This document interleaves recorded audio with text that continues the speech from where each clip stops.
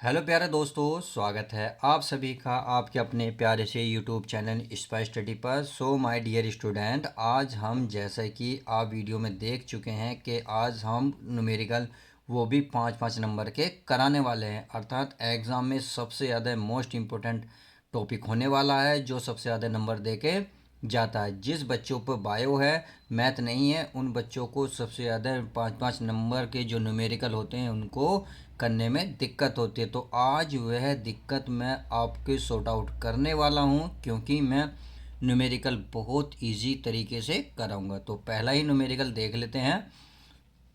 इसमें लिखा है, एक समांतर प्लेट वायु संधारित्र की धारिता 16 पिको फैरड है। यदि प्लेटों के बीच की दूरी घटाकर 2/3 कर दी जाए तथा उनके बीच 3 परावैद्युतांक का कोई पदार्थ भर दिया जाए, तब संधारित्र की धारिता क्या होगी।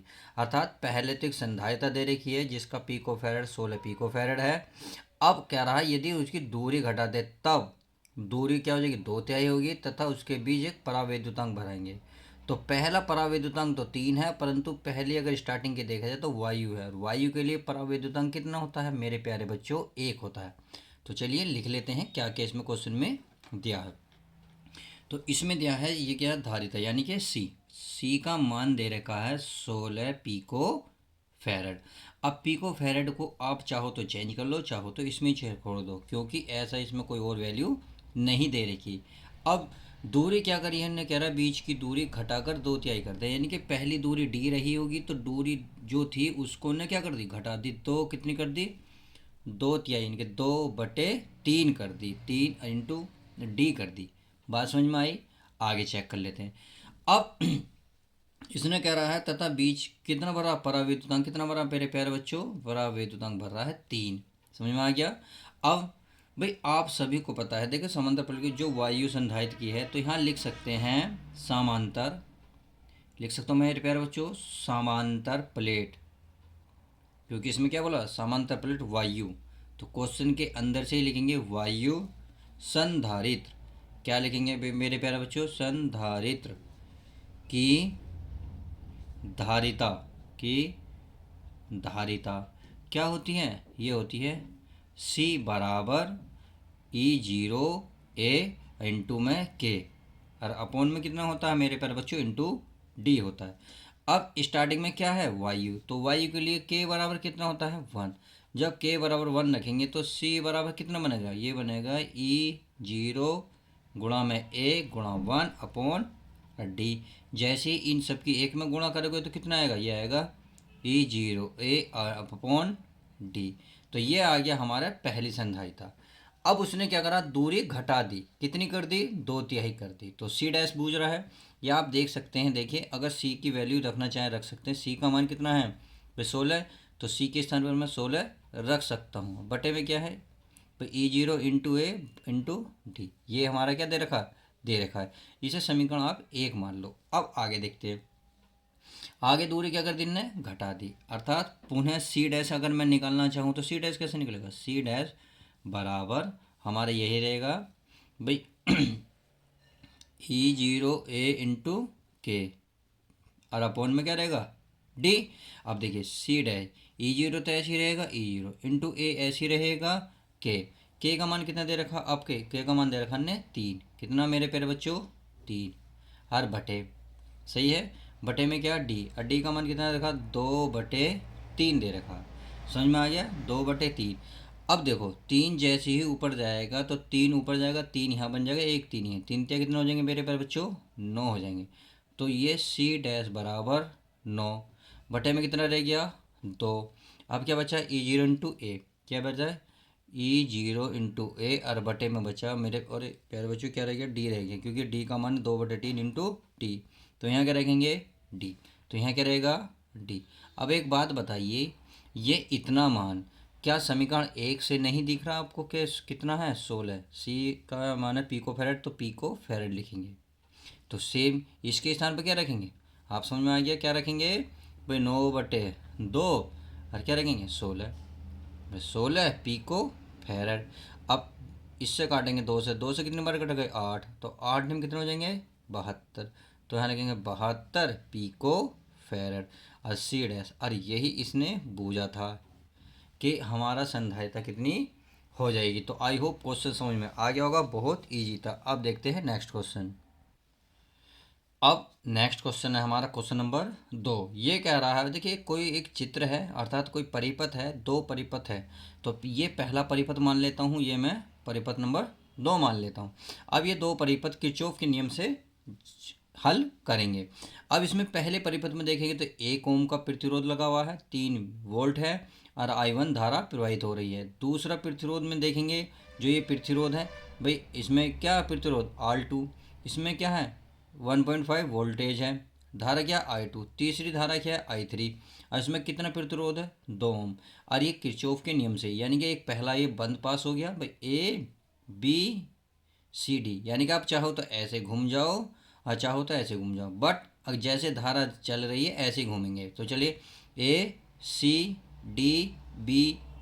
तो पहला बंद पास हो गया, तो इसे लिख लेते हैं। किरचॉफ का नियम क्या कहता है, ये कहता है, अगर मैं बंद पास का लिख लूँ, बंद पास क्या हो गया भाई, ACDBA, यानी कि जहाँ से चलोगे वहीं आपको पहुँचना पड़ेगा। आप इस पास में देख लेते हैं क्या होता है फॉर्मूला, ये होता है इसमें बहने वाली धारा तथा इसमें लगा प्रतिरोध।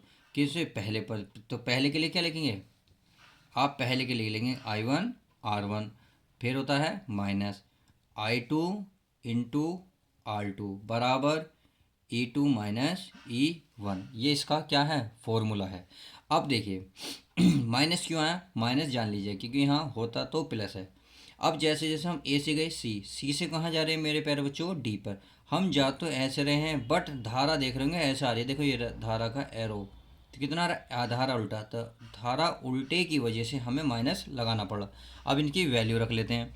धारा I1 तो नहीं पता, धारा I1 इंटू R1, पहला प्रतिरोध कितना 1 माइनस I2 भी नहीं पता, दूसरा प्रतिरोध कितना 1, कितना मेरे प्यारे बच्चों 1 इंटू E2 का मान कितना है भाई, E2 का मान बताइए मेरे प्यारे बच्चों, E2 का मान जल्दी से बताइए कितना है भाई, ये नहीं रहा 3 वोल्ट, तो 3 माइनस सॉरी E2 का मान है 1.5, तो इसे 1.5 लिखेंगे और माइनस लिखेंगे 3, कितना 3 पूरा पूरा, सही है। अब ये हो गया। अब आगे देख लेते हैं। अब देखो चाहो तो आप इसे उल्टा सीधा भी कर सकते हो, ज़रूरी नहीं है क्योंकि आप आगे जाकर आपको माइनस दिक्कत करेगा, तो इसलिए आप ऐसा करें भाई, आप 1 कर लें, इसे कर दें 2, तो ये भी कोई दिक्कत वाली बात नहीं है। तो 3 माइनस क्या होगा 1.5 होगा, इससे क्या होगा आपका माइनस जो है बच जाएगा, क्योंकि माइनस जो है आपको सबसे बड़ी प्रॉब्लम करेगा फिर आगे चल के।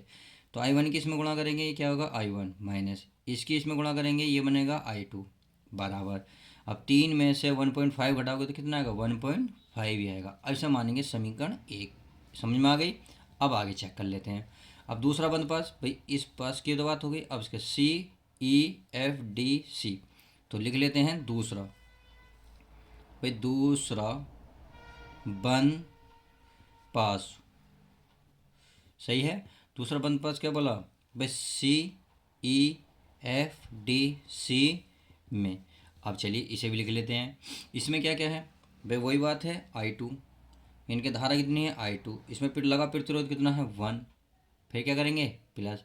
हम प्लस क्यों कर रहे हैं, क्योंकि अब देखो पहले ये देखो धारा आई थी है I3, इसमें प्रतिरोध कितना है 2, कितना मेरे प्यारे बच्चों 2 बराबर।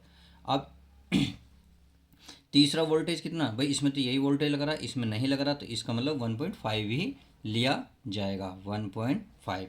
अब आगे देखते हैं, इसकी मल्टीप्लाई करेंगे तो ये हो जाएगा I2 प्लस इसकी इसमें करेंगे, देखिए I3 का मतलब क्या है, I3 का मतलब है जैसे ऊपर से धारा पहली I1 आ रही है, दूसरी धारा I2 आ रही है, जब दोनों धारा यहाँ मिल रही हैं तो I3 किसके बराबर होगी, ये होगी I1 प्लस I2 के बराबर होगी। तो इसके स्थान पर क्या रख सकता हूँ मैं, I1 प्लस I2 रख सकता हूँ, और गुणा में कितना है 2 बराबर 1.5।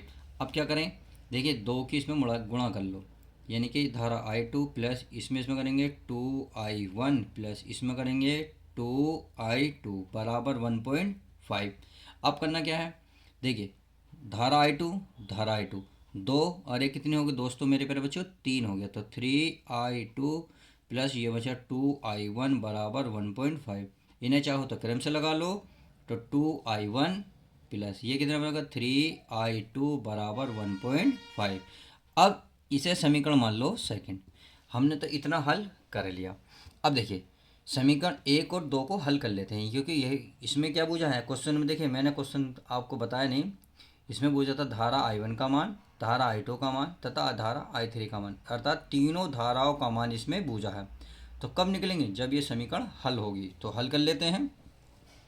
तो यहाँ लिखेंगे समीकरण 1 व 2 को हल करने पर, तो लिख लिख लेंगे। चलिए लिख लेते हैं।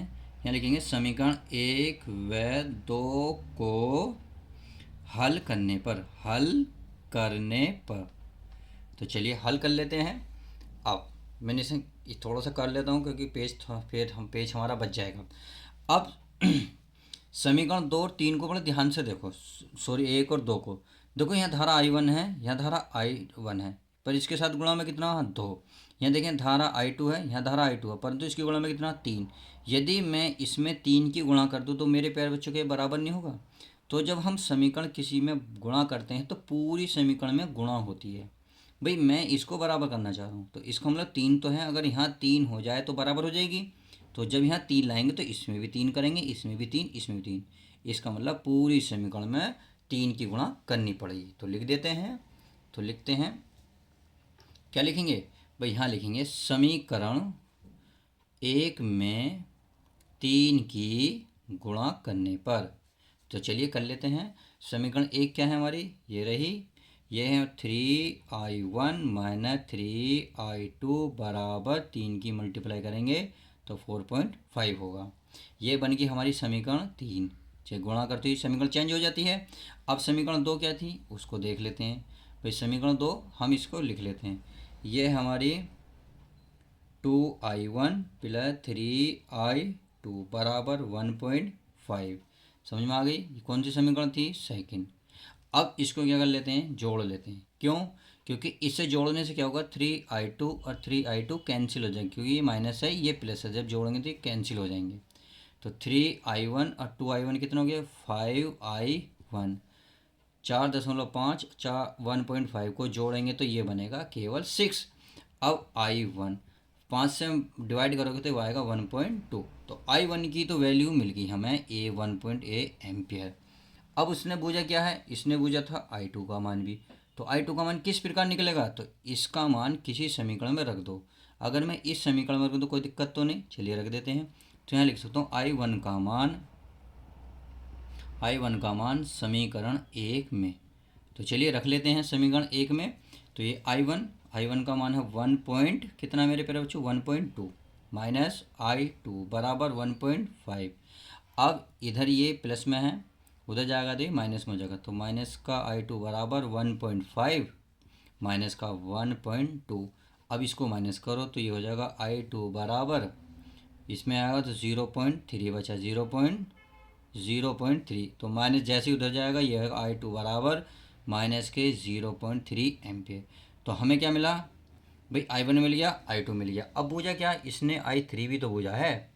तो i3 किस प्रकार से निकालेंगे, मैं अभी पहले ही बता चुका, चित्र में बताया था। चूँकि i3 क्या होता है i1 प्लस i2 होता है। तो मान रख लेते हैं। i1 का मान आपके पास ये रहा 1.2 प्लस i3 का मान क्या है माइनस के 0.3। सही है। अब करना क्या है, प्लस माइनस क्या होते हैं माइनस, यानी कि 1.2 plus minus minus 0.3।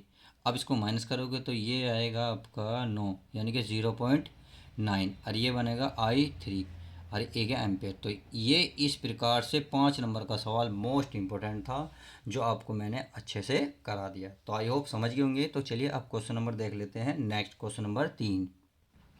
Question number 3 है, ये आपके सामने एक डायग्राम है। देखिए मैंने डायग्राम वाले इसलिए लिए हैं क्योंकि पेपर में ज़्यादातर अब आजकल यही सवाल आ रहे हैं। तो देख लेते हैं। ये एक डायग्राम है, यहाँ हमारा एक प्रतिरोध लगा हुआ है, यहाँ भी देखिए एक हमारा 20 माइक्रोफैराड का एक सेल लगा हुआ है, जिस पे भी एक 500 ओम का एक प्रतिरोध लगा हुआ है। अब इस पर एक क्या लग रहा है, कुंजी लग रही है। अब यहाँ एक हमारी क्या दे रखी है, एक समीकरण दे रखी है, v बराबर 200 साइन 100t। तो ये किसकी तुलना कर सकते हैं, तो v बराबर ये बोल सकते हैं साइन ओमेगा टी इंटू ए। तो इसका मान है ओमेगा का मान कितना है 100, कितना है मेरे प्यारे बच्चों 100। तो इसमें पहले एक सवाल पूछा है भाई, इसमें क्या पूछा, इसमें बोला प्रेरकीय प्रतिघात, धारितीय प्रतिघात, एक प्रतिबाधा, एक कलांतर। इसमें 4 सवाल पूछे हैं। तो चलिए चारों सवाल को नंबर वाइज करते हैं। अब ये क्या दे रखा है आपका 10, तो ये दे रखा है आपका एल का मान, तो ये दे रखा है प्यारे बच्चों एल यानी कि 10 एच का मान। अब आगे दे रखा है ये जो आपका 20 माइक्रोफैराड, ये दे रखा है सी का मान। तो सी बराबर दे रखा 20 है, तो 20 माइक्रोफैराड। अब माइक्रोफैराड को किस में बनाओगे, इसे बना लो फैराड में, तो 10 की घात -6 फैराड बन गया। अब आगे चलते हैं। आगे पहली कंडीशन क्या दी है, और सॉरी इसमें एक ओम भी दे रखा, तो ओम भी लिख लेते हैं हाथों आती, यानी कि आर का मान दे रखा है 500 ओम। सही है। अब पहला नंबर, तो इसमें फर्स्ट डालते हैं, ये है प्रेरकीय क्या है ये प्रतिघात, तो प्रतिघात। तो इसमें लिखेंगे आप पहला, इसके सूत्र का होता है प्रेरक प्रतिघात का, आप सभी को पता है एक्स एल बराबर होता है ओमेगा एल। अब ओमेगा का मान कितना बताया था मैंने 100, कितना मेरे प्यारे बच्चों 100 इंटू एल, एल का मान कितना है 10। अब 10 की इसमें गुणा करेंगे तो कितना हो जाएगा 1000, और ये हो जाएगा एक्सएल का मान। और इसका मात्रा क्या होता है ओम, कितना होता है ओम। तो समझ आगे कितना आसान था। अब सेकंड पॉइंट क्या पूछा है इसमें, धारितीय प्रतिघात। देखिए देख लीजिएगा, धारितीय प्रतिघात। तो चलिए लगा लेते हैं धारितीय प्रतिघात को। सेकंड पॉइंट है धारितीय प्रतिघात, तो लिख लेते हैं धारितीय प्रतिघात। तो इसका फॉर्मूला आप सभी को पता है, नहीं पता होना चाहिए भाई, आपको बताया तो एक्स सी बराबर 1 ओमेगा सी। तो 1 ओमेगा का मान कितना होता है भाई, अभी बताया था कितना है मेरे पास 100 इंटू सी। सी का मान कितने निकल का है थे अभी देखो ये रहा, सी का मान 20 गुणा 10 की पावर 6। तो यहाँ लिख सकता हूँ मैं 20 गुणा 10 की घात -6। तो ये पावर वाली घात कहाँ जाएगी, ऊपर जाएगी, तो ये बचेगा ऊपर पावर हो जाएगी 6, यानी कि 10 की पावर 6 को लिख सकता हूँ 2 3 4 5 6। लिख सकता हूँ नहीं लिख सकता, बिल्कुल लिख सकता हूँ। यहाँ हमारा 100 है और गुणा में कितना है 20। तो आपने देखा 1 2 3, 1 2 3 जीरो कट गई, तो 2 से भाग देंगे कितना आएगा बताओ भाई, 2 से आप भाग दोगे तो 500 ही तो आएगा। भाई 2 से कहेगा 5 और 2 जीरो 500, ये क्या है एक्स सी। इसका मात्रा क्या होता है भाई, ये भी तो यही होता है, ये भी मेरे प्यारे बच्चों यही होता है, और यही इसका हो गया आंसर। किसका हो गया आंसर। तो आई होप आप समझ गए होंगे। तो चलिए अब नेक्स्ट देख लेते हैं क्वेश्चन, मतलब कौन सा, तीसरा धारितीय प्रतिघात। तो तीसरा है प्रतिबाधा। चलिए प्रतिबाधा लिख लेते हैं। देखा तीसरा पॉइंट है हमारा इसमें प्रतिबाधा, तो लिख सकता हूँ प्रतिबाधा। और प्रतिबाधा को किससे दिखाते हैं मेरे प्यारे बच्चों z। और z बराबर क्या होता है ये आप सभी को पता होना चाहिए, आर स्क्वायर प्लस भाई एक्स एल माइनस एक्स सी का स्क्वायर, ये इसका फॉर्मूला होता है। अब अंडर रूट आर का मान अभी निकाला था हमने भाई, आर का मान तो ये रहा ना कितना है 500, तो यहाँ लिख सकता हूँ मैं 500 का स्क्वायर प्लस एक्स एल, भाई एक्स एल ये रहा कितना है भाई, देखो एक्स एल का मान कितना है 1000 माइनस एक्स सी का मान कितना निकाल कर लाए थे 500 का स्क्वायर। बहुत आसान सवाल है, बस देखने में ही थोड़े बड़े हैं। 500 का स्क्वायर तो प्लस 1000 में से 500 गए 500 का स्क्वायर। अब आपको पता है 500 क्या होंगे 2 गुणा 500 का स्क्वायर होंगे, क्या होंगे मेरे प्यारे बच्चों, क्योंकि भाई ये भी सेम ये भी सेम, एक एक 2 हो गए। अब 500 का देखिए वर्ग अगर लिखोगे तो वर्ग देखिए 2 पे भी आएगा और ये 500 पे भी आएगा, आएगा नहीं आएगा, आएगा। इससे क्या होगा कैंसिल हो जाएगा, केवल ये बचा। तो इसका मतलब ये जो है 500 पहले लिख लो, रूट अंडर रूट का 2 बाद में लिख दो, और यही प्रतिबाधा का क्या मात्रा होता है ओम, और यही इसका आंसर हो जाएगा। अब ये तो था कौन सा प्रतिबाधा, यानी कि प्रतिबाधा z। अब क्या पूछा इसमें तो कुछ और भी तो पूछा, कलांतर का फॉर्मूला आप सभी को पता है, क्या है मेरे प्यारे बच्चों बताओ भाई कलांतर लिख दूँ, पहले लिख दें कलांतर। कलांतर कौन सा है ये, चौथे नंबर का, तो चौथा नंबर भी लिख देता हूँ कलांतर। ये होता है टेन। टेन फाइव बराबर ये होता है एक्स एल माइनस एक्स सी अपॉन में होता है आर। समझ में आ गए। चलिए अब इसका क्या मान रख लेते हैं। एक्स एल का मान कितना था पता है ना, 1000, माइनस इसका मान कितना था मेरे पास जो एक्स सी, भाई एक्स सी का मान बताइए, 500 नहीं था, 500 था, बटे में कितना आर, और आर का मान कितना निकाल कर लाए हम, ये रहा है 500। तो लिख सकता हूँ मैं। अब 1000 में से 500 जाएंगे तो 500 बचे, बटे कितना लिखेंगे 500, 500 से 500 खत्म, कितना बचा 1। अर्थात आप यहाँ कह सकते हैं कि टेन फाइव बराबर 1। आप खुद बताइए, टेन अगर टेन ख़त्म करना हो तो इधर भी टेन चाहिए। टेन में कितने का मान होता है, ये होता है टेन में टेन 45 का मान, तो टेन 45 का मान 1 होता है। तो इससे क्या होगा, टेन से टेन कट जाएगा। अब जो बचा वही आंसर, ये है 5 और बराबर क्या बचा 45, 45 अंश। तो आई होप कलांतर कितना आएगा इसका, 45 अंश आ जाएगा। तो ये था क्वेश्चन नंबर 3 का सॉल्यूशन। बहुत इजी क्वेश्चन है, इसमें स्टेप बाय स्टेप दिए थे हमने जो समझ लिए। अब देख लेते हैं नेक्स्ट क्वेश्चन। क्वेश्चन नंबर है 4 है, एक इलेक्ट्रॉन और एक फोटोन प्रत्येक का तरंग दैर्घ्य 1 नैनोमीटर है, तो ज्ञात करें नंबर 1 संवेग, नंबर 2 फोटोन की ऊर्जा, नंबर 3 है इलेक्ट्रॉन की गतिज ऊर्जा। इस सवाल में तीनों चीज़ बूझ लिए हैं। पेपर में जरूरी नहीं है तीनों वो बूझे, तीनों में से कोई से भी 2 टॉपिक उठा सकता है, कोई से भी एक उठा सकता है, या फिर वो तीनों ऐड कर सकता है। तो मैंने इसी वजह से इसी क्वेश्चन में तीनों को लिया है, ताकि आपको एक ही सवाल में सब कुछ हो जाए। या आप ये कह सकते हैं एक क्वेश्चन से 3 निशाने, बिल्कुल सही समझे। तो चलिए क्वेश्चन नंबर 4 की शुरुआत करते हैं। ये तरंग दे रहे, तरंग दे रहे कितने दे रखा, लैम्डा, लैम्डा का मान दे रखा 1 नैनोमीटर, नैनोमीटर, 1 नैनोमीटर को मीटर बनाओगे तो 10 की घात कितनी होगी, 9 मीटर। तो केवल लैम्डा का मान दे रखा और बाकी तो इसमें कुछ दिया नहीं। तो चलिए यहाँ लिख सकते हो चाहे दिया है, क्या दिया है, तो समझ में आ गया। अब पहला पहला कह रहा संवेग, क्या कह रहा है प्यारे प्यारे बच्चों, संवेग। संवेग को किससे दिखाते हैं हम, पी, और पी बराबर क्या फॉर्मूला होता है, ये होता है एच बटे का लैम्डा। बस एच का मान क्या होता है 6.6 गुणा 10 की पावर माइनस 34। चलिए आगे देख लेते हैं, बटे लैम्डा, लैम्डा का मान कितना है भाई 1 गुणा 10 की घात माइनस के 9। अब एक से भाग देंगे तो इसका मतलब ये ऐसे ही रहेगा 6.6 गुणा 10 की पावर भाई 34 है -34। इसे ऊपर लेके जाओगे तो घात जो माइनस की क्या बन जाएगी, ये प्लस की बन जाएगी। 34 में से क्या घटा दो, 9 घटा दो, 34 में से 9 घटाओगे तो सभी को पता है कितना आएगा 6.6 गुणा 10 की पावर 25 आ जाएगा। और ये क्या है पी, तो समझ में आ गया। इसका मात्रक क्या होता है भाई किलोग्राम मीटर और बटे सेकंड। तो बस ये निकल गया। अब इसका सेकंड पहले देख लेते हैं, तो चलिए यहीं लिख लेता हूँ मैं सेकंड को, अगर यहाँ आता है, नहीं तो हम नीचे लिख लेंगे second point. Second word of photon की ऊर्जा, क्या है फोटोन की ऊर्जा, किससे दिखाते हैं हम, ई से। किससे दिखाते हैं मेरे प्यारे बच्चों, ई से। तो ई बराबर क्या होता है, ये होता है एच सी बटे लैम्डा। अब एच सी बटे लैम्डा अगर आप इसको इतने ध्यान से देखें तो ये एच बटे सी क्या है, पी है नहीं है, तो इसका मतलब इसके स्थान पर पी रख सकता हूँ, ये सी है। और पी का मान अभी निकाल कर लाए हम 6.6 गुणा 10 की पावर माइनस के 25 गुणा, अब बिंटू बचा सी, सी क्या है प्रकाश की चाल कितनी होती है भाई, ये तो आप सभी को पता होना चाहिए, 3 गुणा 10 की घात 8।